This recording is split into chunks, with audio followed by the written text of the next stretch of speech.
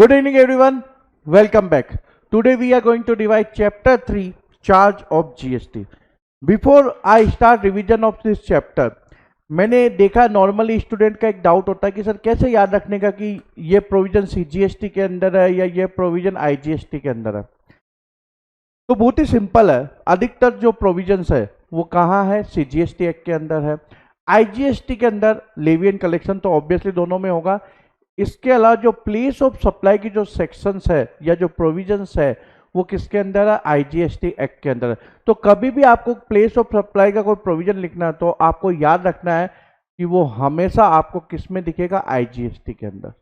Okay, so what we are going to revise in this chapter, section 7 of IGST Act, interstate supply.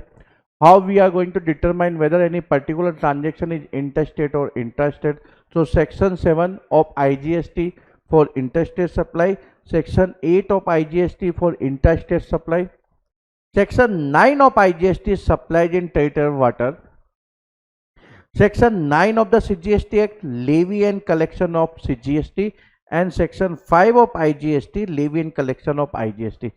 Chapter 3 का नाम क्या, charge of GST. तो basically levy and collect करना tax, तो charging section कौन से है, section 9 of CGST and section 5 of IGST. Then finally we are going to revise in this chapter section 10 of CGST composition scheme. तो चलिए start करते हैं revision. Section 7 interstate supply, section 7 of IGST Act. Interstate supply. So when we are going to say that this supply of goods or services or both is interstate or intrastate, very simple. Section 7 subsection 1 is related to goods and section 7 subsection 3 is related to services. Normally आपने देखा होगा कि अधिकतर books के अंदर provision लिखे रहते हैं, सबसेक्शन 1, सबसेक्शन 2, सबसेक्शन 3, लेकिन मेरी बुक के अंदर स्मार्ट वर्क किया गया है जिससे कि आप इजीली आपको डबल वाल याद नहीं करना पड़े। तो सेक्शन 7 सबसेक्शन 1 जो गुड्स से रिलेटेड है और सेक्शन 7 सबसेक्शन 3 किससे रिलेटेड, सर्विसेज, ये आइडेंटिकल है। तो मैंने साथ में ग्राफिकल प्रेजेंटेशन आप देख सकते हो, ठीक है। तो सप्लाई ऑफ गुड्स और services, whether the location of the supplier और the place of supply, location of the supplier and place of supply, ठीक है। तो प्लेस ऑफ सप्लाई तो हम लोग चैप्टर 5 में समझेंगे।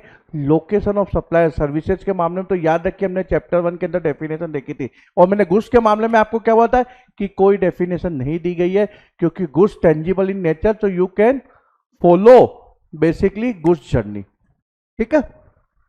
तो चलिए, तो सप्लाई ऑफ गुड्स या सर्विसेज है उसका हम लोग कैसे डिटरमाइन करेंगे कि वो इंटरस्टेट है कि इंट्रास्टेट है। तो इंटरस्टेट के मामले में सेक्शन 7 सबसेक्शन 1 जो गुड्स से रिलेटेड है, सेक्शन 7 सबसेक्शन 3 सर्विसेज से रिलेटेड है। याद करने की जरूरत है सबसेक्शन नहीं, केवल सेक्शन 7 याद कर लो, ठीक है। टू डिफरेंट स्टेट, तो location of the supplier and place of supply are in two different state. जैसे कि एग्जाम्पल के तौर पे मान लीजिए Mumbai which is in Maharashtra, तो location of the supply Mumbai में है, सप्लायर की मुंबई में है, वो यहाँ से सप्लाई कर रहा है अहमदाबाद के अंदर। तो अहमदाबाद कहाँ है, गुजरात के अंदर। Two different state, it is going to be interstate. Two different union territory, two different union territory, ठीक है, वो भी क्या होगा, इंटरस्टेट। एक यूनियन टेरिटरी से दूसरे स्टेट या एक स्टेट से दूसरे स्टेट के यूनियन टेरिटरी के अंदर, ये भी क्या होगा, इंटरस्टेट। तो ये तो हो गया हमारा डोमेस्टिक सप्लाई की बात। अब आते हैं हम लोग इंपोर्ट एक्सपोर्ट के ऊपर। आपको याद रहना चाहिए कि इंपोर्ट और एक्सपोर्ट भी क्या होता है, इंटरस्टेट, ठीक है। तो इंपोर्ट इंडिया से बाहर आप भेजोगे, इंपोर्ट किसको, सॉरी इंडिया से बाहर से इंडिया के अंदर आएगा तो उसको हम लोग क्या बोलेंगे, इंपोर्ट। तो बाहर से आया, मान लो पाकिस्तान से आया, किसी भी स्टेट के अंदर आया, उसको क्या बोलेंगे हम, इंपोर्ट, ठीक है। तो इंपोर्ट ऑफ गुड्स है या सर्विसेज है, ठीक है, वो क्या होगा, इंटरस्टेट। चलो ये हो गया। अब एक्सपोर्ट भी क्या होगा, इंटरस्टेट, ठीक है। तो आप यहां से बाहर भेजते हो, किसी भी दुनिया के किसी भी कोने में भेजते हो, तो वो क्या होगा, एक्सपोर्ट, ठीक है, चाहे वो सर्विसेज हो या गुड्स। अब उसके अलावा आपको खास तौर पर ये याद रखना है कि जो एससीजेड यूनिट या डेवलपर है उसको सप्लाई की जाती है या उससे सप्लाई ली जाती है, दोनों ही क्या होगा, इंटरस्टेट। तो मान लीजिए बेंगलुरु के अंदर ठीक है। एक सप्लायर, लोकेशन ऑफ सप्लायर है, वहां से वो सप्लाई करता है एससीजेड यूनिट को। वो एससीजेड यूनिट भी बेंगलोर के अंदर है, लेकिन गवर्नमेंट ने उसको नोटिफाई किया हुआ है कि भाई ये एससीजेड एरिया, उसके अंदर एक यूनिट एस्टेब्लिश है। तो बेंगलोर का supplier, location of the supplier क्या है? बेंगलोर। प्लेस ऑफ सप्लाई क्या है? मान लीजिए हाइपोथेटिकली कि ये प्लेस ऑफ जो सप्लाई है अकॉर्डिंग टू द प्रोविजन, वो क्या है? वो बेंगलोर में जो एक एससीजेड यूनिट है वो है। अब आप बोलोगे सेम स्टेट के अंदर है, ठीक है, सही बात है, सेम स्टेट के अंदर है, लेकिन जीएसटी पर्पस के लिए इसको क्या माना गया? Inter state. तो चाहे तो एससीजेड यूनिट या डेवलपर डोमेस्टिकली सप्लाई करे, या कोई जो डोमेस्टिक सप्लायर है वो एससीजेड यूनिट या डेवलपर को सप्लाई करेगा, तो सेम स्टेट में होने के बावजूद भी ये क्या होगा? Inter state. ये इंटर स्टेट नहीं होगा, ठीक है। तो ये आपको याद रखना है। तो वापस रिवाइज करते हैं, two different state, two different union territory, one state one union territory, inter state, import inter state, export inter state, SEZ unit या डेवलपर को सप्लाई की जाए या वो सप्लाई करे, दोनों ही मामलों में क्या होगा? ये इंटर स्टेट होगा, ठीक है। तो चलो ये हो गया ना। अब आपको ये याद रखना है कि गुड्स इंपोर्टेड इनटू इंडिया, तो गुड्स इंपोर्ट कर रहे हो तो बाहर से आप इंपोर्ट कर रहे हो, till they cross the custom frontiers of India shall be treated supply of goods in the course of interstate trade और कॉमर्स। चलिए अब सेक्शन 8 के अंदर देखते हैं इंटरस्टेट सप्लाई। इंटरस्टेट सप्लाई कब होगी? Same state, location of the supplier, place of supply दोनों ही सेम स्टेट में है। जयपुर से जयपुर के अंदर या जयपुर से बीकानेर के अंदर, ठीक है, ये क्या होगा? इंटरस्टेट होगा, सेम स्टेट है, ठीक है। तो same state, same union territory के अंदर सप्लाई है। अंडमान निकोबार पे ही के अंदर ही लोकेशन ऑफ द सप्लाई, और प्लेस ऑफ सप्लाई भी कहाँ है? अंडमान एंड निकोबार। तो ये क्या होगा? इंटरस्टेट। लेकिन लेकिन लेकिन अभी मैंने आपको क्या समझाया था? बेंगलोर का एग्जांपल लेके समझाया था कि बेंगलोर में लोकेशन ऑफ द सप्लायर, और वो सप्लाई करता है बेंगलोर के अंदर जो एससीजेड यूनिट है उसको सप्लाई कर रहा है। तो है तो वो सेम स्टेट, लेकिन वो इंटर स्टेट माना जाएगा। सेक्शन 7 के अंदर देखा तो सेक्शन 8 ये बोल रहा है, provided that the inter state supply of goods और services shall not include supply of goods और सर्विसेज टू और by SEZ developer SEZ unit. तो वो इंटर स्टेट नहीं माना जाएगा, क्योंकि वो क्या माना जाएगा? Inter state. हमने सेक्शन 7 के अंदर देखा था, सेक्शन 8 का प्रोविजो यही क्लियर कर रहा है। इसके अलावा goods imported into the territory of India till they cross the custom frontiers of India, okay, और supplies made to foreign tourists। तो ये तो हमने डिस्कस कर लिया, supply made to foreign tourist. Germany से एक फॉरेनर्स आता है इंडिया के अंदर, वो कश्मीर जाता है, कश्मीर के अंदर उसको कश्मीरी जो सॉल है वो पसंद आती है, तो वो वहीं रह रहा, मान लीजिए श्रीनगर के अंदर रहता है, ठीक है, और कश्मीर की सॉल खरीदता है उधर, ठीक है, कश्मीर की जो सॉल है, कश्मीरी सॉल जिसको हम बोलते हैं फेमस है, वो खरीदता है। तो ये क्या है? Supply made to foreign tourist. Remember it is only for goods not for services. तो जो कश्मीर का जो दुकानदार है, जो श्रीनगर का दुकानदार है, वो उसको सॉल सेल करता है, तो वो क्या होगा? अब आप बोलोगे सर वो तो इंटर स्टेट ही है। हाँ भाई, फॉरेन टूरिस्ट वही है, वो जर्मनी से जो बंदा है वो वही है, और जो दुकानदार है वो भी वही है। लेकिन ये बोला, इसमें बोला गया है कि भाई उसको जो सप्लाई उसने की है फॉरेन टूरिस्ट को, सप्लायर ने, सेम सिटी के अंदर है, लेकिन फिर भी वो क्या होगा? इंटर स्टेट, क्योंकि ये इंटर स्टेट नहीं है। तो ये इंटर स्टेट नहीं है। अब क्वेश्चन आता है कि कोई भाई ऐसी सप्लाई आती है जिसके अंदर हम लोग ये तो समझ जाते हैं कि ये इंटर स्टेट नहीं है, ये इंटर स्टेट नहीं है, तो वो क्या होगा? वो होगी inter state. In the taxable territory है, we are sure that it is not going to be an inter state supply, तो then we need to consider that supply as a inter state. Okay, जब हमको ये मालूम है कि ये inter state नहीं है, तो ये कंफर्म हो जाता है कि वो इंटर स्टेट है। क्यों? क्योंकि सेक्शन 7 ये बोलता है। अब सेक्शन 8 के अंदर डिस्टिंक्ट पर्सन भी बताया गया है। तो डिस्टिंक्ट पर्सन क्या है? जैसे ABC limited company incorporated in Delhi, और उसकी एक ब्रांच है दुबई के अंदर, सिंगापुर के अंदर, तो ये क्या है? Distinct person. डिस्टिंक्ट पर्सन, ये एक्सप्लेनेशन क्यों रेलिवेंट है? तो डिस्टिंक्ट पर्सन के अंदर ट्रांजेक्शन होता है तो कंसिडरेशन नहीं भी होता, तो याद रखिए शेड्यूल 1 पैरा 2 क्या बोलता है, ये सप्लाई होगी। ठीक है। And establishment A state duty and another establishment outside that state duty, तो महाराष्ट्र के अंदर है एक यूनिट या ब्रांच, दूसरी मान लीजिए तमिलनाडु में है, तो वो क्या होगा, डिस्टिंक्ट पर्सन। इसके अलावा सेम है with in the same state है, मान लीजिए महाराष्ट्र में 2 यूनिट है, ओके, एक बॉम्बे के अंदर एक पुणे के अंदर है, तो वो भी डिस्टिंक्ट पर्सन होगा। कब? जब वो सेपरेट रजिस्ट्रेशन लिया गया। ठीक है। अब section 9 supply in territory waters, supply in territory waters, तो क्या होगा, आपको याद रखना कि टेरिटरी वाटर कहां तक होता है, हमने कस्टम के अंदर देखा है कि नहीं देखा है? देखा है सर, बाकायदा देखा है, याद तो रहता है आप लोगों को, याद रखना पड़ेगा, एग्जाम भी तो देना है। तो up to this according to GST definition India is up to this. ठीक है, base line up to 200 nautical mile is India. तो अपन ने ये क्या डिस्कस किया था चैप्टर 1 के अंदर, अप टू 12 नॉटिकल माइल, जो भी नियरेस्ट स्टेट या यूनियन टेरिटरी होगी वो हिस्सा उसमें माना जाएगा, वो स्टेट या यूनियन टेरिटरी का पार्ट माना जाएगा। ठीक है। अब ये जो पार्ट है, ये तो जो भी रेस्पेक्टिव जो भी नियरेस्ट स्टेट है या यूनियन टेरिटरी है उसका पार्ट माना जाएगा। ये पार्ट किसके अंदर होगा, ये किसी स्टेट या यूनियन टेरिटरी में है नहीं, और सेक्शन 7 क्या बोलता है कि भाई आपको मालूम है तो वो इंटर स्टेट कंसिडर करना है। अब ये जो हिस्सा है ये है कहाँ, ये यूनियन टेरिटरी है। कौन सी यूनियन टेरिटरी है?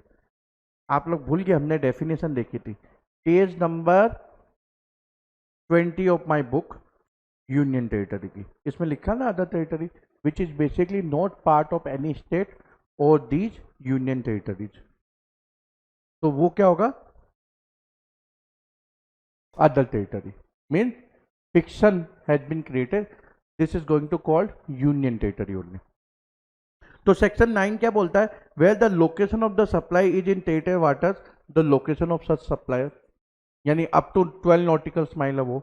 Where the place of supply is in the territory water, the place of supply shall for the purpose of this act be deemed to be in coastal state or union territory where the nearest point of the appropriate baseline is located। तो मान लीजिए महाराष्ट्र के नजदीक है तो Maharashtra state माना जाएगा। चलिए इसका एक क्वेश्चन देखते हैं, ये है आपके page number 72 of my book, question 26। Exploration site is at 150 nautical miles from baseline. Some minerals explored, not petroleum. Petroleum क्यों लिखा not petroleum, because petroleum product are outside the purview of GST. तो फिर हम लोग question discuss क्या करेंगे, आप लोग सीधा बोल दोगे सर नॉन टैक्सेबल सप्लाई। तो इसलिए some minerals explored but not petroleum product and sent to refined in Maharashtra the nearest state. लेकिन ये जो साइट है वो कहाँ है, 150 नॉटिकल माइल, यानी करीबन मान लो अंदाजे से बता रहा हूं, ठीक है, यहां होगी। ठीक है। Whether this will attract IGST और सीजीएसटी एंड एचजीएसटी, अब ये क्वेश्चन मार्क है। तो ये महाराष्ट्र में सप्लाई किया गया, ठीक है, तो सप्लाइंग जो गुड्स है, गुड्स सप्लाई हो रहा है यहां से, और मान लीजिए महाराष्ट्र की लैंड है, यहां सप्लाई हो रहा है। अब ये क्या होगा, ये यूनियन टेरिटरी होगा according to definition given in clause 114 of section 2 of CGST act 2017। तो ये अदर टेरिटरी यूनियन टेरिटरी के अंदर, लेकिन ये फिक्शन है, correct, only for the purpose of taxation. ठीक है, यहां से महाराष्ट्र सप्लाई होगा तो एक यूनियन टेरिटरी से दूसरे स्टेट के अंदर, तो ये क्या होगा, interstate IGST according to section 7। ठीक है। Section 9 levy and collection of CGST. तो इंटर स्टेट कब होगा, ये हमने सेक्शन 8 में देख लिया। अब इंटर स्टेट हो गया तो हम क्या लेवी करेंगे, सीजीएसटी एंड एचजीएसटी। लेकिन मान लीजिए वो यूनियन टेरिटरी है तो क्या होगा, CGST plus UTGST. UTGST basically HGST को रिप्लेस कर देगा। ठीक है। अब इसके अंदर सबसे पहले सेक्शन 9 सब सेक्शन 1 है जो बोलता है subject to subsection two basically क्या है कि जो पेट्रोलियम प्रोडक्ट है, you people are aware that for the time being it is not subject to GST. तो यही सबसेक्शन टू में लिखा हुआ है कि उसके ऊपर सीजीएसटी कब लगेगा, जब जीएसटी काउंसिल रिकमेंडेड करे और गवर्नमेंट नोटिफाई करे, उसी डेट से लगेगा। अभी तक तो जैसा पहले चला आ रहा है वही चला आ रहा है, ठीक है। तो सीजीएसटी तो लगता नहीं है अभी। इंटर स्टेट के मामले में सीजीएसटी, एचजीएसटी या यूटीजीएसटी लगेगा। इंटर स्टेट के मामले में क्या होगा, आईजीएसटी। अब हम लोग अभी क्या देख रहे हैं, सेक्शन 9 सीजीएसटी की, भाई इंटर स्टेट है तो हमको सीजीएसटी लेवी करना है। अब एचजीएसटी लेवी करने के लिए सेम प्रोविजन आपको एचजीएसटी एक्ट में दिखेंगे और यूटीजीएसटी में भी आपको ये सेम प्रोविजन दिखने वाले हैं, ठीक है। टेक्स्ट तो सबको चाहिए तो सेम प्रोविजन कॉपी पेस्ट किया गया है एचजीएसटी यूटीजीएसटी में, लेकिन मेरी बुक के अंदर सेक्शन 9 सीजीएसटी के लिए और सेक्शन 5 आईजीएसटी के लिए एचजीएसटी और यूटीजीएसटी के प्रोविजन नहीं लिखे गए because those are out of syllabus. Okay, तो सेक्शन 9 सबसेक्शन 1 बोलता है subject to provision of subsection 2, क्योंकि इसके ऊपर टैक्स नहीं लगना, इसके अलावा अल्कोहल लिक्कर पे नहीं लगेगा, तो इसलिए लिखा है except on the supply of alcohol liquor. अगर कोई भी इंटर स्टेट सप्लाई है तो क्या लेवी होगा, सीजीएसटी, और उसकी जो मैक्सिमम टैक्स रेट है वो कितनी होगी, 20%। और उसकी वैल्यू कैसे डिटरमाइन होगी, अकॉर्डिंग टू सेक्शन 15 जो हम लोग चैप्टर 7 के अंदर रिवाइज करेंगे, ठीक है। तो सेक्शन 9 सबसेक्शन 1 क्या बोलता है कि भाई जो पेट्रोलियम प्रोडक्ट है सब्जेक्ट टू डेट, मतलब उसके ऊपर नहीं लगना है, अल्कोहल लिक्कर पे नहीं लगना। तो अगर कोई इंटर स्टेट सप्लाई तो सीजीएसटी लेवी होगा जिसकी मैक्सिमम टैक्स रेट 20% तक हो सकती है। और जो वैल्यू ऑफ सप्लाई हम लोग कैसे कैलकुलेट करेंगे, according to section 15 of CGST act. अब आपको ये बात का ध्यान रखना है कि ये 20% मैक्सिमम टैक्स रेट है, यानी गवर्नमेंट अभी हाईएस्ट जो टैक्स ब्रैकेट है वो कितना, 28% आईजीएसटी का, यानी सीजीएसटी उन्होंने जो प्रेस्क्राइब करके रखी है मैक्सिमम टैक्स रेट वो कितनी है, 14%। तो गवर्नमेंट चाहे तो जो हाईएस्ट जो टैक्स स्लैब है, ओके, 14% का जो टैक्स रेट है, स्लैब नहीं रेट, वो उसको 20% कर सकती है, लेकिन 20% है नहीं, ये बेसिकली एम्पावर कर रहा है। तो ये तो हो गया फॉरवर्ड चार्ज का सेक्शन। अब section 9 subsection 3 and section 9 subsection 4 किसका है, रिवर्स चार्ज का। अब रिवर्स चार्ज क्या होता है और फॉरवर्ड चार्ज क्या होता है, चलिए पहले वो समझ लेते हैं। बहुत ही सिंपल है। नॉर्मली जो टैक्स पेमेंट का जो प्रोसेस होता है उसमें क्या होगा, सप्लायर गुड्स या सर्विसेज सप्लाई करेगा, रेसिपिएंट या बायर क्या करेगा, उसको कंसिडरेशन पे करेगा, प्लस जो भी उसने टैक्स लेवी किया है वो भी पे करेगा। तो ये टैक्स कलेक्ट करके सप्लायर क्या करेगा, जो टैक्स का अमाउंट है वो गवर्नमेंट की ट्रेजरी में डिपॉजिट कर देगा। तो इसको हम क्या बोलते हैं, forward charge mechanism, in short FCM. Reverse charge के अंदर क्या होता है कि रिवर्स चार्ज के अंदर जो बायर है या रेसिपिएंट है वो सप्लायर को क्या कंसिडरेशन पे करेगा और जो भी टैक्स का अमाउंट होगा वो गवर्नमेंट ट्रेजरी में डायरेक्ट डिपॉजिट करेगा। तो इसको हम लोग क्या बोलते हैं, रिवर्स चार्ज। अब रिवर्स चार्ज की जरूरत क्यों आती है, जब गवर्नमेंट को डाउट होता है कि भाई सप्लायर है उससे लेना मुश्किल है, तो वो क्या करती है, for age of tax collection वो बर्डन शिफ्ट कर देती है रेसिपिएंट के ऊपर। इसके अलावा गवर्नमेंट जो खुद सप्लाई करती है वो उसका एडमिनिस्ट्रेटिव वर्क नहीं लेना चाहती, तो इसलिए वो क्या करती है, उसके ऊपर उसको नोटिफाई कर देते हैं रिवर्स चार्ज में, जिससे उनको रिटर्न फाइल करने की जरूरत नहीं पड़े, रजिस्ट्रेशन नहीं लेना पड़े, ठीक है। ये रिवर्स चार्ज का लॉजिक है, otherwise there is no other logic, ठीक है। क्योंकि टैक्स तो गवर्नमेंट ऐसे भी कलेक्ट करनी, चाहे फॉरवर्ड चार्ज हो रिवर्स चार्ज हो, तो गवर्नमेंट की रेवेन्यू तो वैसे ही उतनी होनी है, लेकिन गवर्नमेंट क्या करती है कि वह अपने एज ऑफ ऑपरेशन के लिए रिवर्स चार्ज नोटिफाई करती है। तो section 9 subsection 3 basically it empower the government that on the basis of GST council recommendation they are going to notify specify categories of supply of goods or services of both, जहां tax reverse charge के basis पे applicable होगा और कौन pay करेगा, recipient पे करेगा, okay, recipient of goods और services of both. Section 9 subsection 4 भी एम्पावर करता है गवर्नमेंट को। इसमें ये नोटिफाई करेगी, specify A class of registered person in respect of supply of specified categories of goods or services of both received from an unregistered supplier, then tax is going to be charged under reverse charge and recipient is going to pay। अब जो question आता है कि sir दोनों में फर्क क्या है, अब मेरे स्टूडेंट को तो मालूम है, लेकिन मान लीजिए आप मेरे स्टूडेंट नहीं हो, आप पढ़ रहे हो, तो काफी बार ये कंफ्यूजन आता है कि सर सेक्शन 9 सबसेक्शन 3 और सेक्शन 9 सबसेक्शन 4 में फर्क क्या है, क्योंकि दोनों ही रिवर्स चार्ज है। तो सेक्शन 9 सबसेक्शन 3 के अंदर गवर्नमेंट क्या करेगी, they are going to notify specific supplies, ठीक है, चाहे वो गुड्स की हो या सर्विसेज की हो, कि भाई ये सप्लाई है, दीज आर सब्जेक्ट टू जी रिवर्स चार्ज, करेक्ट। जैसे लीगल सर्विसेज, तो वो केवल लीगल सर्विसेज बोल रही है, ठीक है। अब अगर लीगल सर्विसेज प्रोवाइड की गई है एडवोकेट ने, तो वो लिखेगी लीगल सर्विसेज एडवोकेट ने प्रोवाइड की, तो ये सब्जेक्ट टू रिवर्स चार्ज है, तो वो सब्जेक्ट टू रिवर्स चार्ज है। लेकिन सेक्शन 9 सबसेक्शन 4 के अंदर केवल वो स्पेसिफिक सप्लाई नहीं करेगी, ये तो करेगी। इसके अलावा वो ये भी बोले कि क्लास ऑफ रजिस्टर्ड पर्सन,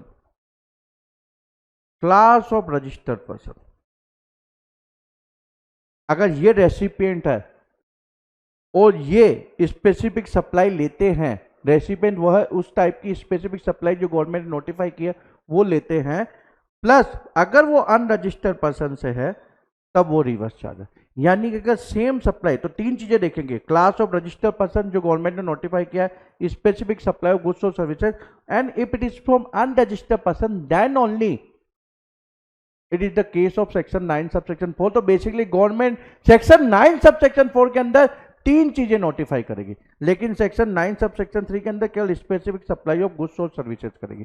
तो ये फर्क है। अब सेक्शन 9 सबसेक्शन 4 के अंदर आपको ये भी याद रखना है कि अगर सेम सप्लाई अगर रजिस्टर्ड पर्सन से ली गई है तो it is not subject to reverse charge, ठीक है, because if it is not taken from unregistered supplier then it is not subject to reverse charge. Okay, section 9 subsection 5, this also empower the government. तो इसके अंदर government को empower किया गया है कि they are going to notify specific categories of services, remember specific categories of services, so this section is not pertaining to goods. So here government is going to notify specific type of services, okay, where tax need to be paid by e-commerce operator if it is provided through e-commerce operator rather than actual supplier. So e-commerce operator is going to step into the shoes of actual supplier and going to pay tax. This is not reverse charge, this is basically forward charge only. लेकिन क्या है कि उधर एक बीच में intermediate है, customer है, actual supplier है, बीच में ई कॉमर्स ऑपरेटर है, तो एक्चुअल सप्लाई इसका प्लेटफॉर्म यूज करके सप्लाई करता है, तो rather than he is paying the taxes, who is going to पे?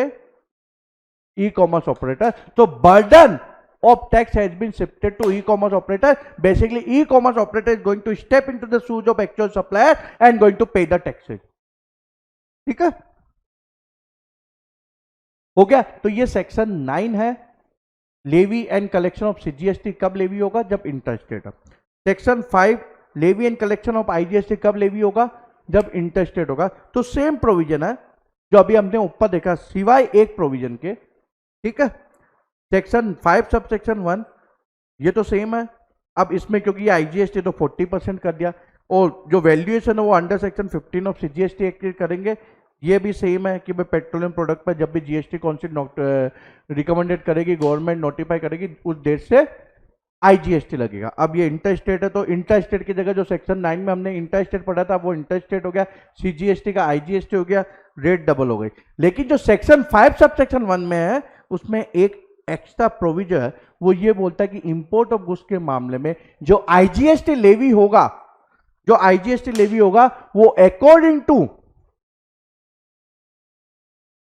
कस्टम लॉ होगा, ठीक है, अकॉर्डिंग टू कस्टम लॉ होगा। तो ये बेसिकली कस्टम लॉ को एम्पावर कर रहा है कि भाई जो आईजीएसटी लेवी होना है इंपोर्ट ऑफ गुड्स के मामले में वो कस्टम लॉ के हिसाब से होगा, लेकिन इंपोर्ट ऑफ सर्विसेज के मामले में आईजीएसटी एक्ट के हिसाब से। बाकी सिमिलर प्रोविजन है, ठीक है। तो ये सेक्शन 5 हो गया। सबसे पहले देखते हैं कि सेक्शन 9 सब सेक्शन 3 के अंदर गवर्नमेंट ने नोटिफाई क्या किया। Section 9 sub section 3 of CGST act and section 5 sub section 3 of IGST act empower the government to notify supply which are subject to reverse charge. तो गुड्स के मामले में government ने cashew nut, bidi wrapper etcetera ये notify किया है। You don't need to memorize because it is out of syllabus, only for the knowledge purpose it has been given in the book, ठीक है। Services which are subject to reverse charge under section 9 subsection 3 in case that transaction is interstate. In case of interstate, same supplies are notified also under section 5 subsection 3। तो ये common list है पहले, ठीक है। Inter state होगी तो CGST HGST recipient चुकाएगा अपनी pocket से डायरेक्टली गवर्नमेंट को, और अगर इंटर स्टेट है तो वो आईजीएसटी का पेमेंट करेगा। कैसे डिटरमाइन करेगा वो? Location of the supplier and place of supply. चलिए सबसे पहले देखते हैं कौन सा नोटिफाई किया गया है, कौन सी सर्विस गवर्नमेंट ने नोटिफाई की? GTA, goods transport agency. अब क्वेश्चन आता है कि सर जीटीए किसको बोलेंगे, क्योंकि टेम्पो ट्रक तो काफी घूमते हैं। तो आपको सिंपल याद रखना है कि जो भी कंसाइनमेंट नोट इशू करता है, ठीक है, जो भी कंसाइनमेंट नोट इशू करता है उसको हम जीटीए बोलेंगे, चाहे वो एक ट्रक का ओनर हो, एक टेम्पो का हो, या 10 ट्रकों का ओनर हो, ठीक है। अगर जीटीए जो सप्लायर है वो इन रेसिपिएंट को सर्विसेज प्रोवाइड करता है, GTA services, factory, society, cooperative society, taxable person, body, corporate, partnership firm, whether register और not under any law including AOP, city person located in taxable territory, तो ये जो रेसिपिएंट है इनको tax under reverse charge pay करना है if they have availed GTA services. लेकिन आपको ये बात का याद रखना है कि जीटीए सर्विसेज के अंदर दो ऑप्शन दिए हैं गवर्नमेंट ने। अगर GTA forward charge at the rate of 6% GST and 6% HGST, basically 12% IGST अगर चार्ज करता है forward charge, so basically GTA is levying taxes at the rate of 12%, then these services are not subject to reverse charge। तो recipient को reverse charge tax पे नहीं करना। लेकिन अगर GTA ये 12% पे नहीं करता तो रेसिपिएंट को tax under reverse charge pay करना है। इसके अलावा ये जो प्रोविजो बोलता है कि अगर कोई गवर्नमेंट डिपार्टमेंट है जिन्होंने बेसिकली रजिस्ट्रेशन लिया under CGST act only for the purpose of deducting tax, यानी उनकी टीडीएस की लाइबिलिटी अंडर सेक्शन 51, इसलिए उनको रजिस्ट्रेशन लेना पड़ा और वो सर्विसेज अवेल करते हैं, तो उसके ऊपर टैक्स लेवी नहीं होगा। तो basically this is not subject to reverse charge, but remember they have availed the registration only for the purpose of TDS because they have the TDS liability under GST law and they are not going to make any taxable supply of goods or services, then no need to pay tax under reverse charge। okay, तो basically आप GTA को, आपको services के मामले में ये ध्यान रखना कि जीटीए कौन होता है? जो कंसाइनमेंट नोट इशू करता है वो जीटीए होता है, ठीक है। अगर ये रेसिपिएंट है तो सब्जेक्ट टू रिवर्स चार्ज। अगर जीटीए ने 12% फॉरवर्ड चार्ज नहीं लेवी किया, अगर 12% फॉरवर्ड चार्ज लेवी किया तो नो रिवर्स चार्ज। और अगर गवर्नमेंट एजेंसी जैसे गवर्नमेंट डिपार्टमेंट, लोकल अथॉरिटी यो रजिस्ट्रेशन लिया because they have the TDS liability but they are not indulge in any taxable supply of goods और services both, then they don't need to pay any tax under reverse charge. Okay, तो ये GTA हो गया। फिर जो legal services है, individual advocate including a senior advocate और firm of advocate और रेसिपिएंट को ना बिजनेस एंटिटी, तो वो सब्जेक्ट टू रिवर्स चार्ज। अब बिजनेस एंटिटी की क्या डेफिनेशन है? बहुत ही सिंपल है कि जो भी बिजनेस करता है वो बिजनेस एंटिटी है।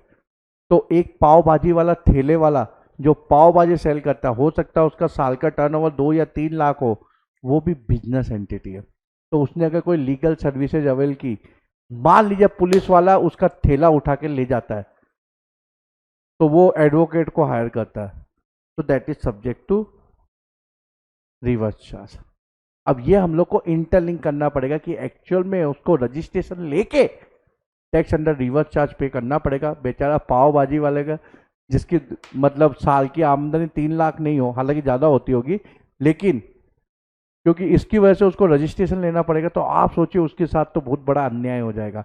तो ये रिवर्स चार्ज उसको पे करना है कि नहीं करना है, ये चैप्टर 4 के अंदर हम समझेंगे। तो that time I am going to interlink these reverse charge provision along with exemption entries। okay, so that time I am going to do the interlinking। तो वेट करिए चैप्टर 4 का, ठीक है। अब लीगल सर्विस क्या होती है? तो लीगल सर्विस में एडवोकेट एक तो कोर्ट के सामने रिप्रेजेंट करता है। सीए जाके कोर्ट के सामने आपको रिप्रेजेंट कर सकता नहीं, ये केवल एडवोकेट को राइट दिया गया। तो एडवोकेट वो रिप्रेजेंट करता है या लीगल सर्विसेज प्रोवाइड करता है, जैसे ओपिनियन, जैसे हम लोग टैक्स ओपिनियन देते हैं, मान लीजिए वो कोई सिविल या क्रिमिनल मामले में ओपिनियन देता है तो वो भी लीगल सर्विसेज है। So 2000 if availed by business entity then that is subject to reverse charge. And what is the definition of business entity? whomsoever, चाहे वो 1 रुपए का 2 रुपए का भी बिजनेस करता हो, वो क्या है? Business entity. Services by an arbitral tribunal, अगर ये सर्विसेज बिजनेस एंटिटी को प्रोवाइड की गई तो business entity need to pay tax under reverse charge. अब इसको हम लोग को इंटरलिंक करना है चैप्टर 2 के अंदर, जो हमने शेड्यूल 3 देखा था, para 2, services by any court और ट्रिब्यूनल। तो मैंने क्या बोला था कि अपीलेट ट्रिब्यूनल, जो जैसे इनकम टैक्स अपीलेट ट्रिब्यूनल है या जीएसटी अपीलेट ट्रिब्यूनल, जिनका कॉन्स्टिट्यूशन बेसिकली कोई भी लॉ के अंदर किया गया, तो उनकी सर्विसेज क्या? Neither supply of goods nor supply of services है। लेकिन आर्बिट्रल ट्रिब्यूनल 2 पार्टीज है, ठीक है, एक सर्विस प्रोवाइडर है, एक मान लो सर्विस रेसिपिएंट है। वो एग्रीमेंट में डालते कि अगर हमारे बीच में कोई डिस्प्यूट होता है तो we are going to appoint arbitral tribunal. तो आर्बिट्रल ट्रिब्यूनल अपॉइंट करते हैं। तो ये उन दोनों के बीच में एग्रीमेंट हुआ था कि भाई हमारे बीच में कोई भी डिस्प्यूट होगा तो उसको रिजोल्व करने के लिए हम कोर्ट में जाने के पहले आर्बिट्रल ट्रिब्यूनल के थ्रू रिजोल्व करेंगे, क्योंकि वो जल्दी हो जाएगा, ठीक है, और टाइम भी खोटी नहीं होगा। तो वो एग्जम्प्ट नहीं है, ओके। और दूसरी बात, ये शेड्यूल 3 में भी कवर नहीं है। If provided to business entity subject to reverse charge. Services of sponsorship, अगर वो बॉडी कॉर्पोरेट या पार्टनरशिप लेता है तो वो क्या है? Subject to reverse charge. अब क्वेश्चन आता है कि सर अगर मान लो ये बॉडी कॉर्पोरेट ये सब नहीं हो तो क्या ये एग्जम्प्ट हो जाएगा? ये मैं आपको चैप्टर 4 के अंदर समझाऊंगा कि आपको क्या स्टेप फॉलो करना अगर कोई सप्लाई है तो, ओके। तो हम ये चैप्टर 4 में देखेंगे।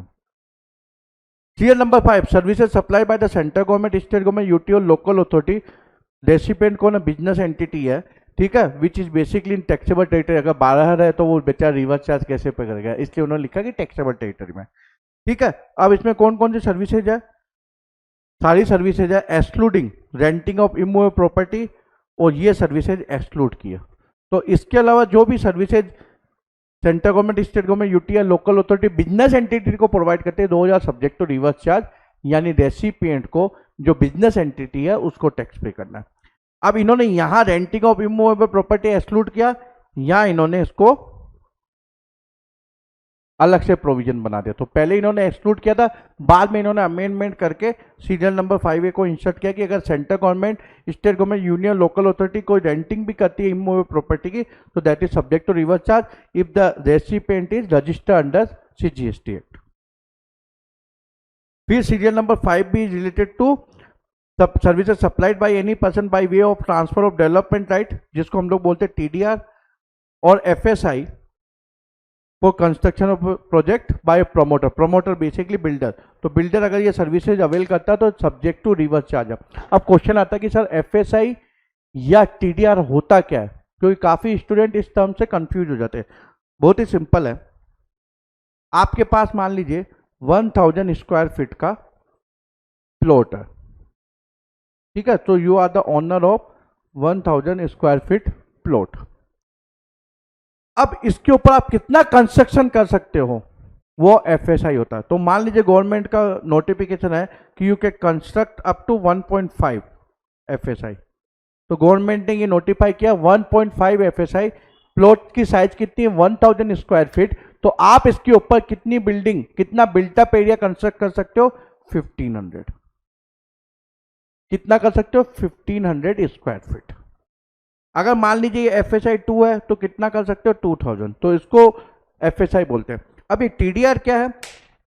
अब गवर्नमेंट क्या होता है कि काफी बार आपने देखा होगा जो बड़ी सिटीज है, जैसे अगर आप बॉम्बे का मलाड देखोगे तो वहाँ अगर आप SP रोड के ऊपर जाओगे तो बहुत कंजस्टेड है।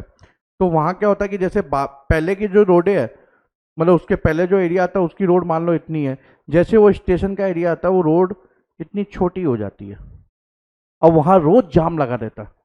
अब मान लीजिए किसी गवर्नमेंट को उधर डेवलपमेंट करना, मतलब रोड को ब्रॉडन करना है, तो वहाँ दुकानें बनी हुई इधर, तो वो क्या करती है कि दुकानों को तोड़ने का डिसीजन लेती है।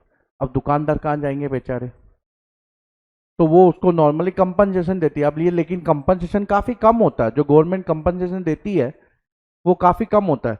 तो गवर्नमेंट बोलती ठीक है तुमको हमने कंपनसेशन दिया, इसके अलावा हम लोग आपको एक टीडीआर सेल दे देंगे, टीडीआर ट्रांसफरेबल डेवलपमेंट राइट। तो इससे आपको एडिशनल एफएसआई मिल जाएगा and this you can also sell. तो मान लीजिए 2 का एफएसआई है तो इसकी वजह से उनको एडिशनल एफएसआई मिल जाएगा, मतलब वो एडिशनल कंस्ट्रक्शन कर सकते हैं जब भी वो नई बिल्डिंग नया प्लॉट लेके अपना खुद का कंस्ट्रक्शन करेंगे, या वो सेल भी कर सकते हैं। तो दिस इज ट्रांसफरेबल। तो कोई बिल्डर खरीदना चाहता है कि भाई उसको ज्यादा ऊंची बिल्डिंग बनानी है तो वो ये खरीद सकता है, ठीक है। तो ये बिल्डर खरीदेगा तो रेसिपिएंट ऑफ सर्विसेज कौन है? प्रमोटर। प्रमोटर मीन बिल्डर, तो उसको टैक्स पे करना है अंडर रिवर्स चार्ज। तो ये एफएसआई टीडीआर होता है। इसके अलावा अगर लॉन्ग टर्म लीज पे लैंड ली जाती है, इसके हिसाब से 30 ईयर्स और मोर है, तो बिल्डर को tax under reverse charge pay करना है। ये एक बार पढ़ लो, बाकी याद करने की बिल्कुल भी जरूरत नहीं है। डायरेक्टर जो सर्विसेज प्रोवाइड करता है कंपनी को या बॉडी कॉर्पोरेट को, तो वो टैक्स अंडर रिवर्स चार्ज कौन पे करेगा? कंपनी या बॉडी कॉर्पोरेट। अब क्वेश्चन आता है कि सर डायरेक्टर कौन? तो एक तो इंडिपेंडेंट डायरेक्टर होता है, और काफी बार आपने देखा होगा एग्जीक्यूटिव डायरेक्टर होता है, जैसे मैनेजिंग डायरेक्टर या whole time director.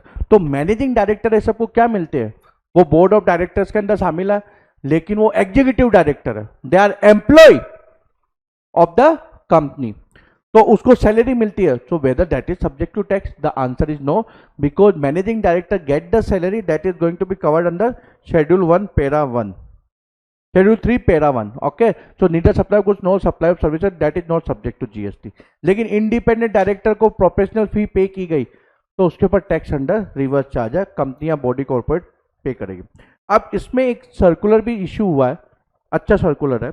Independent director और डायरेक्टर हुआ नॉट एन एम्प्लॉय, तो उसके ऊपर टैक्स अंडर रिवर्स चार्ज होगा, कौन पे करेगा? कंपनी या बॉडी कॉर्पोरेट। अब डायरेक्टर जो एम्प्लॉय है कंपनी का, उसके ऊपर मैंने अभी क्या बोला, अगर उसको सैलरी मिल रही है तो that is going to be covered under schedule 3 para 1 not subject to GST. तो ये हमको उधर इंटरलिंक करना पड़ेगा।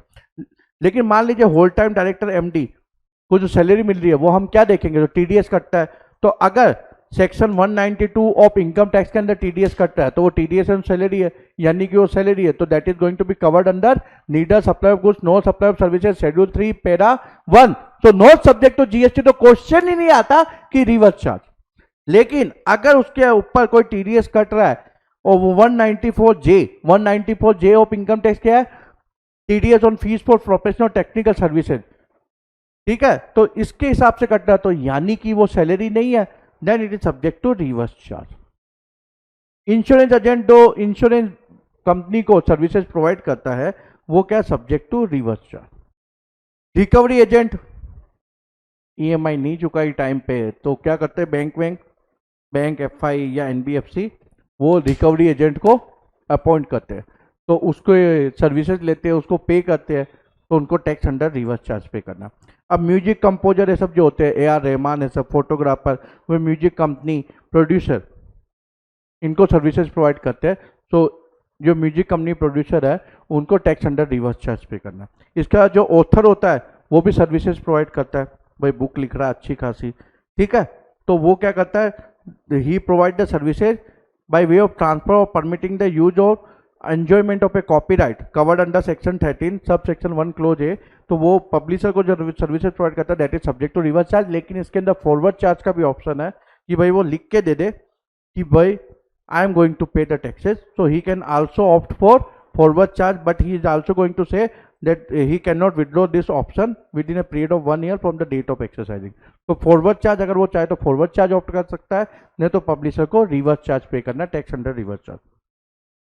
Supply of services by the members of overseeing committee to RBI, RBI pay करेगा। Supply of services by individual direct selling agent, दिन भर phone आते हैं ना, लोन ले लो, क्रेडिट कार्ड ले लो, तो वो सर्विसेज प्रोवाइड कर रहे बैंकिंग कंपनी एनबीएफसी को, other than a body corporate partnership और एलएलपी टू बैंक और एनबीएफसी। यानी कि अगर ये जो सर्विस प्रोवाइडर वो बॉडी कॉर्पोरेट नहीं होनी चाहिए, पार्टनरशिप या एलएलपी नहीं होनी चाहिए, यानी कोई इंडिविजुअल दे रहा है, ठीक है, तो वो सर्विसेज देता है बैंकिंग कंपनी या एनबीएफसी को, तो tax under reverse charge. Business facilitator banking company को tax under reverse charge. Agent of business correspondent तो बिजनेस कॉरेस्पॉन्डेंट इसको सर्विसेज दे रहा, टैक्स अंडर रिवर्स चार्ज। फिर सिक्योरिटी सर्विसेज देता है, कौन है भाई? सिक्योरिटी सर्विस जो प्रोवाइडर है, a registered person receiving security services from any person other than a body corporate, यानी कि इंडिविजुअल फर्म या एओपी से उसको ये सप्लायर है और वो सर्विसेज रजिस्टर पर्सन को दे रहा है तो वो सब्जेक्ट टू रिवर्स चार्ज है। लेकिन ऐसे मान लीजिए कोई कंपनी है, बड़ी कंपनी है सिक्योरिटी सर्विस प्रोवाइड करने वाली, वो दे रही है, तो that is not subject to reverse charge, that is subject to forward charge. इसके अलावा अगर जो सर्विस रेसिपिएंट है वो कौन है, गवर्नमेंट या फिर a register person paying tax under section 10, तो ये एप्लीकेबल नहीं होगा।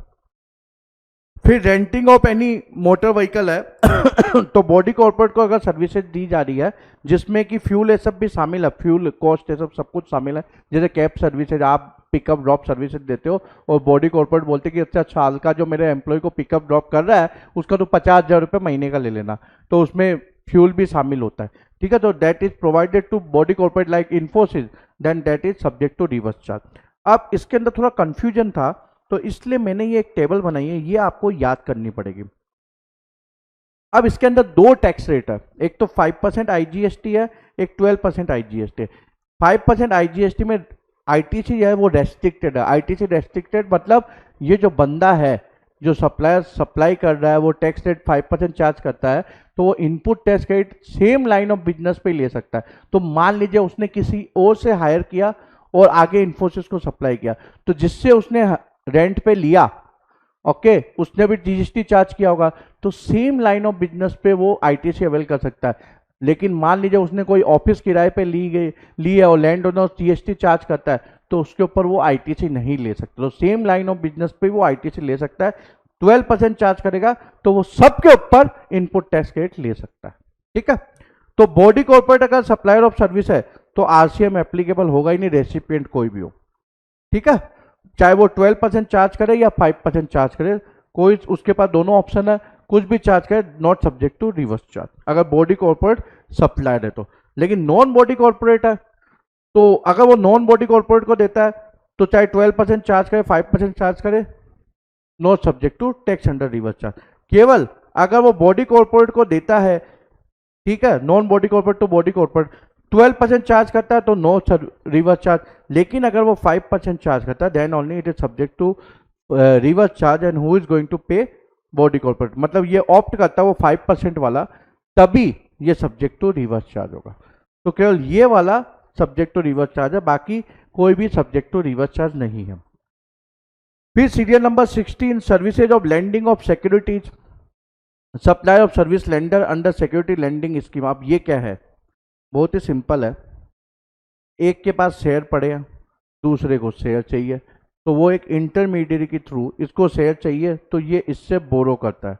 अब ये दोनों एक दूसरे को जानते नहीं, जैसे आप शेयर मार्केट में शेयर खरीदते हो तो ब्रोकर के थ्रू खरीदते हो, आपको मालूम नहीं कौन बेच रहा है, आप खरीदते हो, ठीक है। तो वैसा ही ये ऐसे ट्रांजेक्शन होता है, इंटरमीडिएट है, इसके थ्रू ये ट्रांजेक्शन होता है। इसके पास शेयर है, ये शेयर को इसको मान लीजिए 1 साल के लिए दे देता है उधारी के ऊपर, 1 साल के बाद इसको रिटर्न करना है, ठीक है। तो इसके बदले में ये लैंडिंग फीस चार्ज करता है, फोकट में कुछ नहीं देता, लैंडिंग फीस चार्ज करता है। So that is subject to reverse charge, borrower has to pay tax under reverse charge on that lending amount, ठीक है।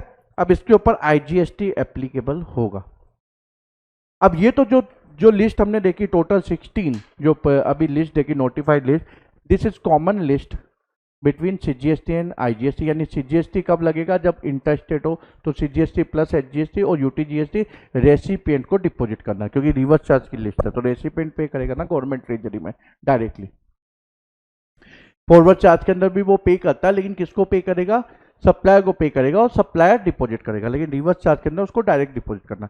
अब एक डेडिकेटेड लिस्ट है जो आईजीएसटी के अंदर है। अब आप बोलोगे सर सीजीएसटी एचजीएसटी में क्यों नहीं है, बॉस ये ट्रांजेक्शन हमेशा इंटर स्टेट होंगे, जो इंपोर्ट के ट्रांजेक्शन है। अब इंपोर्ट ऑफ सर्विसेज है, जैसे मान लीजिए any service supplied by any person who is located in non taxable territory to any person other than non taxable online recipient. तो एनटीओआर की हमने डेफिनेशन देख ली थी, ओआईडीआर सर्विसेज लेते हैं बेचारा, ठीक है, वो बिजनेस पर्पज के लिए नहीं है, गवर्नमेंट है, इंडिविजुअल है, जो भी है, जो हमने चैप्टर 1 के अंदर देखी थी। तो person located in the taxable territory उसको टैक्स अंडर रिवर्स चार्ज पे करेगा, क्योंकि ये जो सप्लायर है वो आउटसाइड इंडिया है, तो गवर्नमेंट उससे टैक्स कैसे वसूल करेगी, तो इसलिए उन्होंने बर्डन शिफ्ट कर दिया कि भैया तू इंपोर्ट कर रहा सर्विसेज को तो तू पे कर दे। अब इंपोर्ट ऑफ गुड्स तो अकॉर्डिंग टू कस्टम लॉ है, इंपोर्ट ऑफ सर्विसेज तो आईजीएसटी एक्ट का ही पार्ट है ना, तो ये पे करेगा। चलो अब services supplied by a person located in non taxable territory by way of transportation of goods by a vessel from a place outside India to place in India तो कस्टम स्टेशन, तो मतलब ओशियन जो freight पे होता है उसके ऊपर tax under reverse charge कौन पे करेगा? इंपोर्टर। अब क्वेश्चन ये आता है कि ये फ्रेट के अंदर हम लोग जो कस्टम के अंदर वैल्यूएशन करते हैं उसमें आपको याद होगा कि जो फ्रेट होता है वो शामिल होता है, उसके ऊपर आईजीएसटी भी लेवी होता है। तो एडवांस रूलिंग अथॉरिटी के पास गया कि सर जो कस्टम के अंदर हम वैल्यूएशन करते हैं उसके अंदर फ्रेट को शामिल करते हैं, अकॉर्डिंग टू रूल 10 आप करते हो ना शामिल। अगर नहीं भी आपके पास अमाउंट है एक्चुअल अमाउंट तो आप कैलकुलेट करोगे, करेक्ट, तो शामिल होता है। तो क्या ये वापस पे करना है? तो एडवांस रूलिंग अथॉरिटी ने बोला कि वो तो कस्टम लॉ के हिसाब से है, ठीक है, यहां आपको पे करना ही पड़ेगा, ठीक है। तो डबल टैक्सेशन है, कस्टम लॉ के हिसाब से भी आपको पे करना, वो आईजीएसटी कस्टम वैल्यूएशन में आप शामिल करते हो, इधर भी पे करना। अब सेक्शन 9 सबसेक्शन 4 के अंदर जो गवर्नमेंट ने नोटिफाई किया, इसमें लंबी चौड़ी लिस्ट नहीं है, छोटी सी है। अब ये जो पोर्शन है बुक के अंदर दिया है ये आउट ऑफ सिलेबस है, लेकिन आपको समझाने के लिए समझा देता हूँ कि गवर्नमेंट ने क्या किया था 2019 के अंदर लॉ पास करके बोला, ये प्रोविजन उन्होंने नोटिफाई किया कि भाई जो कंस्ट्रक्शन है, बिल्डिंग ये सब कंस्ट्रक्ट करते हैं, उस पर 2 रेट उन्होंने दी, 1%, 5%। 1% क्या था? विदाउट आईटीसी, अगर value is up to 45 lakh, उसमें उन्होंने एरिया सब भी डिफाइन किया, और 5% आल्सो विदाउट आईटीसी, जो उसके ऊपर के एरिया थे, बड़े फ्लैट है सब थे, जो कॉमर्शियल अपार्टमेंट है। तो उन्होंने ये 2 टैक्स रेट नोटिफाई की कंस्ट्रक्शन के ऊपर। उन्होंने बोला इसमें तुम लोग आईटीसी नहीं ले सकते हो। अब आप बिल्डर को जानते हो, तो उन्होंने बोला भाई तुम आईटीसी नहीं लोगे, 1%, 5% हम तुमको रिजनेबल सब्सिडाइज रेट दे रहे हैं, तो आप आईटीसी क्लेम नहीं करोगे, और आपको क्या करना, आईटीसी आप नहीं ले सकते, और 80% जो आपने इनपुट या इनपुट सर्विसेज ली है उसके ऊपर आपको कम से कम टैक्स पे करना पड़ेगा। अब क्वेश्चन ये आया था कि बॉस ये लोग टैक्स पे करेंगे, क्योंकि क्या होता है कि बिल्डर कॉम बहुत स्मार्ट होती है। अब उनको मालूम है गवर्नमेंट नोटिफाई कर लिया कि भाई हम लोग आईटीसी नहीं ले सकते, तो वो क्या करेंगे, उन लोग उसी लोगों से बाई करेंगे, उसी सप्लायर से बाई करेंगे जो अनरजिस्टर्ड हो। तो अनरजिस्टर्ड सप्लायर से बाई करेंगे तो टैक्स उनको पे ही नहीं करना, तो इनपुट टैक्स क्रेडिट का सवाल ही नहीं आता। तो बिल्डर तो काफी स्मार्ट होते हैं, तो गवर्नमेंट भी ज्यादा स्मार्ट है, इसलिए उन्होंने सेक्शन 9 सब सेक्शन 4 में ये नोटिफाई कर दिया कि भाई ठीक है, तुम लोग स्मार्ट हो, तुम लोग आईटीसी नहीं ले सकते, इसलिए तुम लोग अनरजिस्टर्ड सप्लायर से बाई करोगे। तो सेक्शन 9 सब सेक्शन 4 के अंदर मैंने आपको क्या बोला था, गवर्नमेंट क्या क्या नोटिफाई करेगी बॉस, क्या क्या करेगी? Class of registered person. तो उन्होंने बोला भाई तू बिल्डर है, तू पे कर, ठीक है, ये सप्लाईज है, और अगर तू अनरजिस्टर्ड से लेता है तो तेरे को पे करना पड़ेगा, ठीक है। जो गवर्नमेंट ने ये नोटिफाई कर दिया, तो गवर्नमेंट ने बोला ठीक है, तेरे को मिनिमम 80% के ऊपर पे करना पड़ेगा। तो जो भी तूने इनपुट या इनपुट सर्विसेज ली है, इनपुट क्या, अदर देन कैपिटल गुड्स, हमने डेफिनेशन देखी थी चैप्टर 1 में, इनपुट सर्विसेज तो सर्विसेज, ठीक है, जो कैपिटलाइज हो गया वो कैपिटल गुड्स हो गया। तो गवर्नमेंट ने बोला कि वो मैं नोटिफाई करता हूँ कि 80% के ऊपर तेरे को टैक्स पे करना पड़ेगा। अगर मान लो अनरजिस्टर्ड से लेता, कोई बात नहीं, मेरे को टैक्स मिलना चाहिए, और तू तो इनपुट टैक्स क्रेडिट ले नहीं सकता, तो वो मेरी रेवेन्यू हो जाएगी, ठीक है। तो 80% के ऊपर मेरे को टैक्स दे देना, तो चुपचाप। तो अगर तूने मान लो 55% पे टैक्स पे किया है, तो बैलेंस, मैंने एग्जांपल भी दिया है, जैसे यहां सीमेंट बाई किया रजिस्टर से इतने वैल्यू की, इनपुट और इनपुट सर्विस से इतने वैल्यू की लीज से, और बाकी अनरजिस्टर से ली, तो टोटल कितना 20,000। इसमें क्योंकि रजिस्टर से लिया तो इस पर टैक्स पे किया, ये टोटल बाइंग का कितना परसेंटेज है, इतना, तो 45% ही है। बैलेंस 55% उसने क्या किया, अनरजिस्टर्ड से लिया, तो अनरजिस्टर्ड से लिया तो कोई टैक्स तो पे किया नहीं, अनरजिस्टर्ड ने चार्ज नहीं किया होगा, तो गवर्नमेंट ने बोला मेरे को 80% पे टैक्स चाहिए, ठीक है, तूने अनरजिस्टर्ड से लिया कोई बात नहीं, 45 पे तो तूने पे किया, तो बैलेंस 35 पे तू टैक्स अंडर रिवर्स चार्ज पे कर दे, ठीक है। तो 20,000 का 35% कितना होगा, 7,000, इसके ऊपर तू 18% के हिसाब से टैक्स अंडर रिवर्स चार्ज पे कर दे। अगर सीमेंट तूने खरीदी किसी भी अनरजिस्टर से, तो भले 1 रुपए की खरीदी है तो भी तेरे को टैक्स पे करना है at the rate of 28%, 14% CGST, 14% HGST. Capital goods के ऊपर भी तेरे को पे करना है अगर तूने अनरजिस्टर से लिया, और इन टोटल ये 80% होना चाहिए जो जिसके ऊपर तेरे को टैक्स पे करना है। अगर इस 80% से कम है तो जो भी बैलेंस है, जो भी 80%, मान ले तूने 70% रजिस्टर से लिया, 10% कम पड़ता है शॉर्टफॉल, तो उसके ऊपर तो रिवर्स चार्ज पे कर दे। तो ये 3 उन्होंने नोटिफाई किया अंडर सेक्शन 9 सब सेक्शन 4।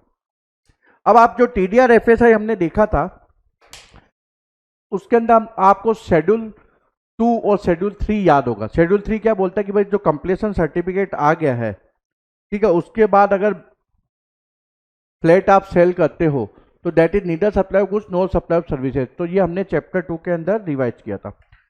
तो गवर्नमेंट भी क्या काफी स्मार्ट है, गवर्नमेंट ने बोला ठीक है अगर ये सीसी आने के बाद आप सेल कर रहे हो, कंप्लीशन सर्टिफिकेट आने के बाद, तो आप मेरे को टैक्स नहीं मिल रहा है क्योंकि रेडी पोजीशन है। तो गवर्नमेंट ने बोला बॉस ठीक है रेडी पोजीशन आप लोग सेल कर रहे हो तो उस समय आप तो टैक्स अंडर रिवर्स चार्ज पे कर दो इसके ऊपर, लेकिन अंडर कंस्ट्रक्शन है तो मेरे को टैक्स मिलता है।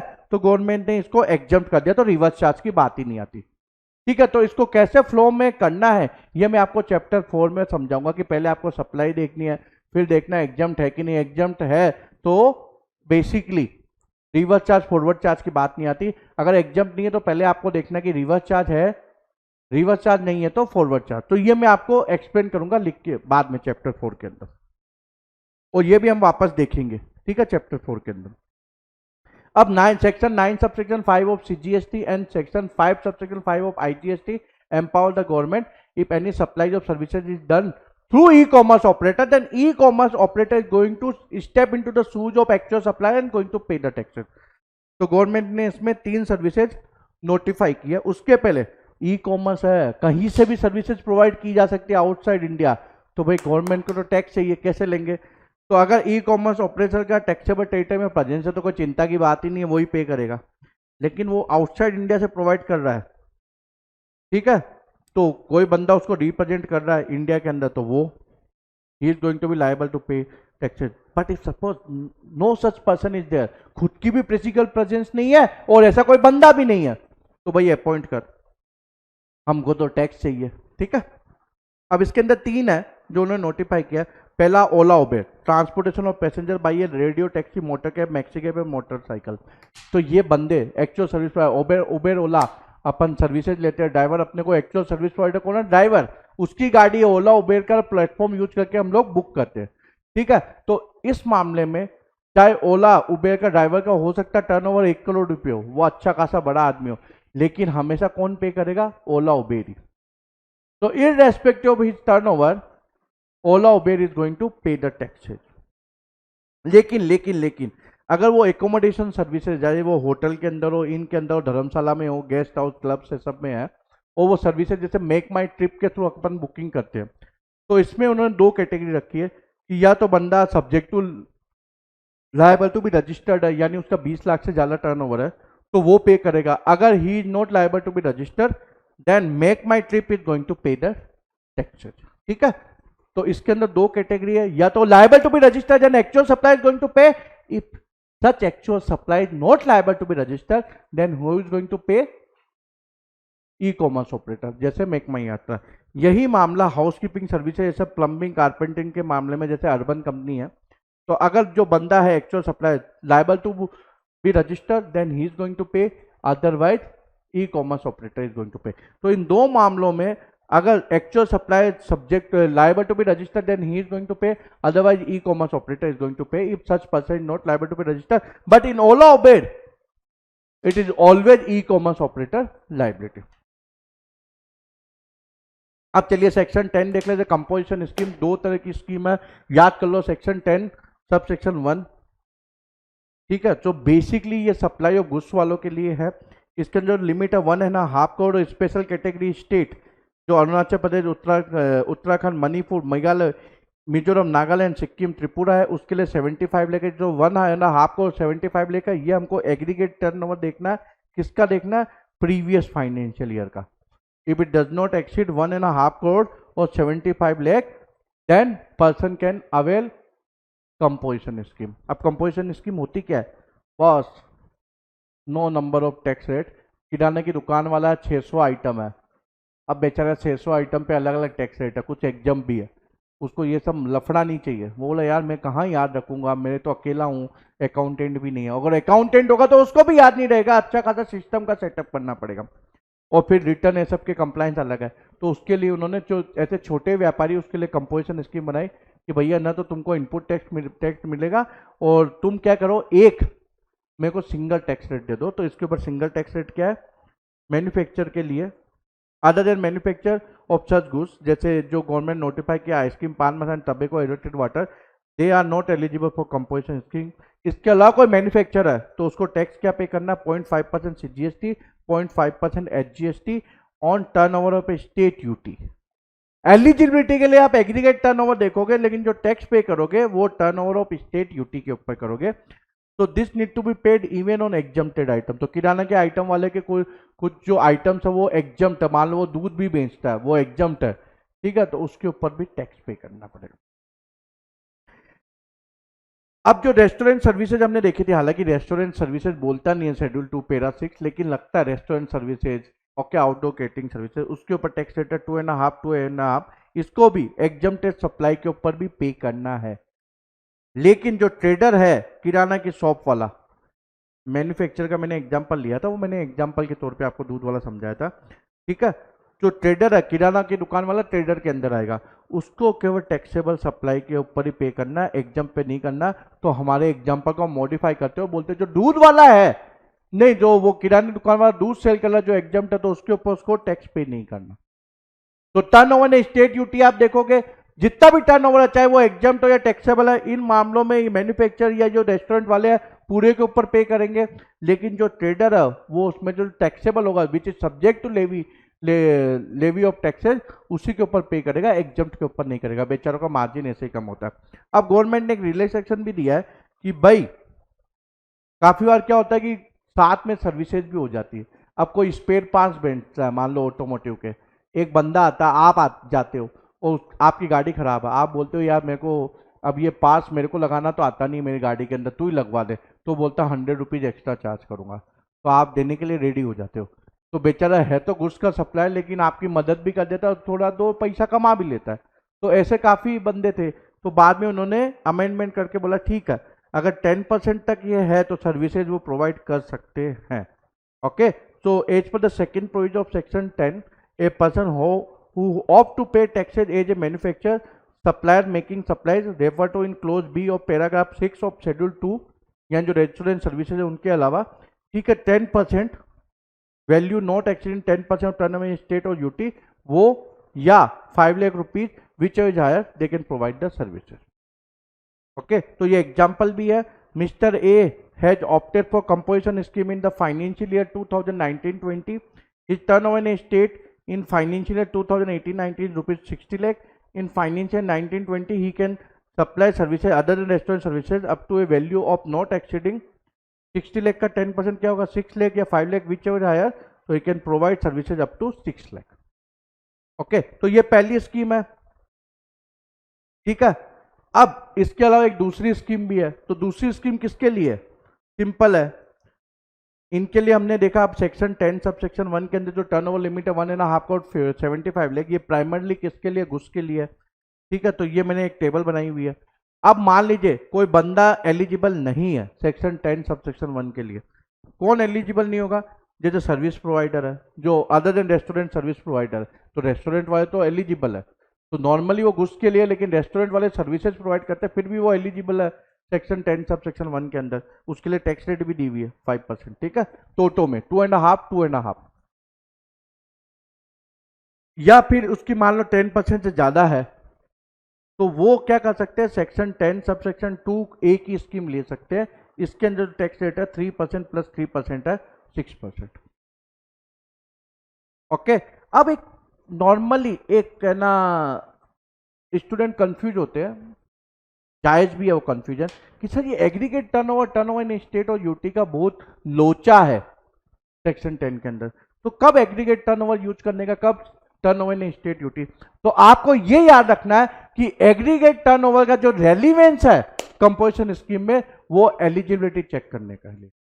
तो आपको प्रीसीडिंग फाइनेंशियल ईयर का एग्रीगेट टर्नओवर देखना है और कंपोजिशन स्कीम ऑप्ट करने के बाद भी कंटिन्यूसली आपको देखना है, क्योंकि जैसे वो एग्रीगेट टर्नओवर क्रॉस होगा person become ineligible, he need to compulsory go for normal scheme, ठीक है। तो aggregate turnover eligibility composition scheme opt करने के पहले और ऑप्ट करने के बाद भी आपको कंटिन्यूसली चेक करना है कि भाई उसका वो टर्नओवर एक्सीड तो नहीं हो रहा 1.5 करोड़ या 50 लाख या 75 लाख। सेक्शन 10 सब सेक्शन 1 के हिसाब से 1.5 करोड़ और 75 लाख। जो दूसरी स्कीम है सेक्शन 10 सब सेक्शन 2 ए के अंदर, उसके अंदर कितनी है? 50 लाख। और टर्नओवर इन स्टेट और यूटी का क्या रेलिवेंस है, उसके बेसिस के ऊपर बेसिकली उसका टोटल लगा के जो टर्नओवर इन स्टेट या यूटी होगा उसके ऊपर टैक्स पे किया जाएगा। तो aggregate turnover for eligibility and turnover in state और UT to pay the taxes, ये रेलिवेंस है, इतना याद कर लो, आपको कुछ जरूरत नहीं है। ये मैंने एक्सप्लेनेशन भी दिया हुआ है कि भाई ये जो कंफ्यूजन है उसको दूर करने के लिए बुक में डाला हुई है, जो सेल्फ स्टडी वाले बंदे स्टडी करते हैं ना उनके लिए मैंने कमेंट्री डाली कि भाई दोनों के क्या रेलिवेंस हो। अब एक एक्सप्लेनेशन भी मैंने डाला है कि भाई एग्रीगेट टर्नओवर के अंदर आपको जो इंटरेस्ट है सब है, जो एग्जाम इंटरेस्ट डिस्काउंट वो शामिल नहीं करना, only for the purpose of composition scheme. Remember you are not changing the definition, only for the composition scheme you are not going to include deposit loans और advances, जिसके ऊपर जो interest है सब आता है उसको आप शामिल नहीं करोगे। तो मान लीजिए आपका टर्नओवर 1.5 करोड़ प्लस 2 लाख आपको इंटरेस्ट आता है, तो क्वेश्चन आता है कि पर्सन इज एलिजिबल और नॉट, तो 2 लाख हम शामिल नहीं करेंगे तो that person is going to become eligible for composition scheme. तो ये रेलिवेंस है। तो किसी सप्लायर का एक्चुअल में टर्नओवर मान लो 1.45 lakh other than into 1.45 lakh other than interest and discount, और 10 लाख उसको बैंक से इंटरेस्ट मिलता है, तो 1.55 हो जाता है, तो it exceed 1.5 crore, correct, it exceed 1.5 crore, तो this person become ineligible under section 10 subsection 1, लेकिन क्योंकि ये एक्सक्लूड करना है तो this person become eligible for composition scheme. ठीक है, ऐसे ही जो टर्नओवर इन स्टेट यूटी के अंदर भी हमको ये शामिल नहीं करना डिस्काउंट इंटरेस्ट का। अब इसका क्या रेलिवेंस है सर? फायदा हो गया फायदा। अभी मैंने आपको क्या समझाया था, जो सेक्शन 10 सबसेक्शन 1 क्या बोलता है, manufacture restaurant caterer taxable supply as well as exempt supply, उनको टर्नओवर इन स्टेट यूटी जो भी है, चाहे वो टैक्सेबल हो एग्जाम, तो पूरे के ऊपर टैक्स पे करना है 0.5 यानी टोटो पे 1% 5%, ठीक है, 2.5 लेकिन उसके अंदर हम लोग इंटरेस्ट और डिस्काउंट का अगर कोई एग्जाम सप्लाई है तो उसको एक्सक्लूड करके पे करेंगे, दूसरी कोई एग्जाम सप्लाई है तो एक्सक्लूड नहीं करेंगे, केवल इंटरेस्ट डिस्काउंट इसको भी अवेलेबल है, इसको भी अवेलेबल, सबको अवेलेबल है, क्योंकि टर्नओवर इन स्टेट यूटी के अंदर से ही उसको निकाल दिया गया है only for the purpose of composition scheme. तो उसको डेफिनेशन को अल्टर किया गया only for the purpose of composition scheme. तो इनको भी ये फायदा हो गया, ओके। लेकिन ट्रेडर को तो ऐसे ही ये फायदा था क्योंकि वो तो क्या टैक्सेबल पे ही पे करता है। इसका टर्नओवर स्टेट यूटी में ये भी बोला गया कि जो न्यू रजिस्ट्रेशन के लिए कि जो अप्रैल से फाइनेंशियल ईयर तक जो होगा वो भी एक्सक्लूड होगा। अब इसका क्या मतलब, मान लो आपका पिछले साल टर्नओवर कम था, आप नया रजिस्ट्रेशन ले रहे हो, नए रजिस्ट्रेशन के समय आप कंपोजिशन स्कीम के लिए ऑप्ट कर देते हो। अब क्वेश्चन ये आता है कि मान लो आपका 20 लाख क्रॉस हो रहा है 1 अक्टूबर को, 1 अक्टूबर को हो रहा है, तो आपका टर्नओवर इन स्टेट में वो 20 लाख भी शामिल करना है कि नहीं करना? नहीं करना। आपको टैक्स 1 अक्टूबर से जितना टर्नओवर होगा उसके ऊपर पे करना पड़ेगा। ये एग्जांपल है। Mister A is not a registered person during financial year 2019-20। From 1st April 2020, new financial year commenced up to September 20, he achieved the aggregate turnover rupees 20 lakh. Now he is liable to be registered. So he has taken registration from 1st October 2020. Okay, now he opt for composition scheme immediately. तो उसके अंदर वो composition scheme के अंदर up to दिसंबर वो 30 लाख का turnover करता है। तो अप टू 30 सितंबर उसका क्या था 20 लाख, उसका अक्टूबर टू दिसंबर में वो 30 लाख का करता है। उसके बाद जनवरी के अंदर, जनवरी टू मार्च वो फर्दर करता है 15 लाख। अब इसने जो ऑप्ट किया वो सेक्शन 10 सब सेक्शन 2A किया, जिसमें लिमिट कितनी एग्रीगेट टर्नओवर की 50 लाख रुपए। तो जब ये नया रजिस्ट्रेशन लेगा तो 30 लाख के ऊपर जब इसने ऑप्ट कर लिया तो 6% टैक्स पे कर देगा। लेकिन बाद में क्योंकि 50 लाख एग्रीगेट टर्नओवर, मैंने क्या बोला, आपको लेने के बाद भी आपको कंटिन्यूसली चेक करना है, तो इसने 50 लाख क्रॉस किया 1 जनवरी को, तो सच पर्सन बिकम इनएलिजिबल। तो बाद में वो उसको नॉर्मल टैक्स पे करना है, बाकी का जो भी टर्नओवर है, ठीक है, उसके ऊपर। अब इसमें एलिजिबिलिटी क्राइटेरिया भी दिया हुआ है, तो अकॉर्डिंग टू सेक्शन दिया हुआ है 10 सब सेक्शन 2 और रूल्स के हिसाब से भी दिया हुआ है, तो वो आप एक बार पढ़ लेना। इसमें अदर कंडीशन क्या है कि बॉस अगर आपने ऑप्ट किया है, जैसे एग्रीगेट टर्नओवर क्रॉस करेगा तो you need to compulsory shift to normal scheme, तो you need to withdraw from composition scheme whether it is you opted for under section 10 subsection 1 और सेक्शन 10 सबसेक्शन 2A। और जो हम लोग कहने के लिए डिस्टिंक्ट पर्सन की डेफिनेशन है, लेकिन कंपोजिशन स्कीम में वो एप्लीकेबल नहीं होती, यानी कि एक पेन के अंदर जितनी भी एंटिटी है सब एलिजिबल होने चाहिए, सबको ऑप्ट करना पड़ेगा कंपोजिशन स्कीम, और अगर एक भी इनएलिजिबल हो जाएगा या एक भी ऑप्ट आउट करना चाहता है तो सबके सब ऑप्ट आउट करेंगे। इसके अलावा आपको ये बात याद रखना है कि कंपोजिशन स्कीम का आपको इंटीमेशन देना पड़ता है। तो नया रजिस्ट्रेशन है तो आप नए रजिस्ट्रेशन के साथ में इंटीमेट कर सकते हो, और इफेक्टिव डेट क्या होगी, जो भी नए रजिस्ट्रेशन की इफेक्टिव डेट होगी। अगर आप ऑलरेडी रजिस्टर्ड हो और आप नया रजिस्ट्रेशन लेना है, ये कंपोजिशन स्कीम के लिए ऑप्ट करना चाहते हो, तो beginning of the next financial year है, उसके पहले आपको इंटीमेट करना पड़ेगा। Middle of the financial year आप नहीं कर सकते, क्यों? नया रजिस्ट्रेशन वाले कर सकता है जब वो एप्लीकेशन के साथ में ये दे दे कि भाई मेरे को कंपोजिशन स्कीम ऑप्ट करना है। लेकिन अगर आप ऑलरेडी रजिस्टर्ड हो तो इन बिटवीन फाइनेंशियल ईयर नहीं कर सकते। फाइनेंशियल ईयर बिगिन होने के पहले आपको इंटीमेट करना है, और जब भी वो फाइनेंशियल ईयर बिगिन होगा उस डेट से वो रजिस्ट्रेशन कंपोजिशन स्कीम के लिए आप मतलब आपने ऑप्ट कर लिया, okay, if you are eligible. और अगर मान लीजिए आपको कंटिन्यू रहना, तो हर साल आपको इंटीमेट करना है नहीं, एक बार आपने इंटीमेट कर दिया आप एलिजिबल हो, तो you don't need to intimate every year, okay. मैंने बोल ही दिया रूल्स के अंदर भी कंडीशन और कुछ रेस्ट्रिक्शन ऐसे, इनपुट टैक्स क्रेडिट पे नहीं करना, आप एलिजिबल नहीं हो कंपोजिशन स्कीम अगर आपने ऑप्ट किया है, you can not avail input tax credit. अगर रिवर्स चार्ज की लायबिलिटी है तो यू हैव टू पे and you can not even claim that input tax credit. इसके अलावा कंपोजिशन टैक्सेबल पर्सन लिखा हुआ होना चाहिए, और जो स्पेसिफिक सप्लायर है या मैन्युफैक्चरर वो क्या है, एलिजिबल नहीं है। वैलिडिटी ऑफ स्कीम, तो until and unless mean if you are let's say you are following all the provisions, मतलब कंपोजिशन स्कीम के जो भी प्रोविजंस है, ओके, उसके हिसाब से आप एलिजिबल हो, तो you can continue in the composition scheme. मान लीजिए आपका टर्नओवर एक्सीड हो जाता है या आप इंटर स्टेट सप्लाई कर देते हो, then you become ineligible, so you need to intimate and you need to withdraw from the scheme within 7 days। You have to file the intimation for withdrawal.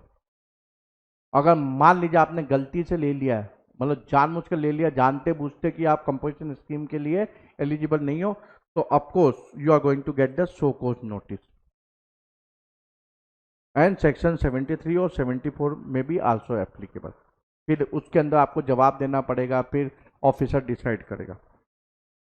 अब इसमें एक circular भी issue हुआ कि भाई इफेक्टिव डेट क्या होगा withdrawal का। तो अगर बंदा खुद टैक्स पेयर विड्रो कर रहा है तो जो भी वो डेट इंटीमेट करता है, और अगर मान लीजिए ऑफिसर डिनाई कर रहा है तो वो उसके अंदर डेट डालेगा, ओके, वो उसके अंदर डेट डालेगा। अब आप विड्रोवल कर रहे हो तो फिर इनपुट टैक्स क्रेडिट के लिए आपको फॉर्मेलिटी कंप्लीट करनी पड़ती है, आपको स्टेटमेंट ये सब फाइल करना पड़ता है। तो ये सब हम लोग सेक्शन 18 के अंदर देखेंगे, चैप्टर 8 के अंदर। तो thank you very much, bye bye, all the best.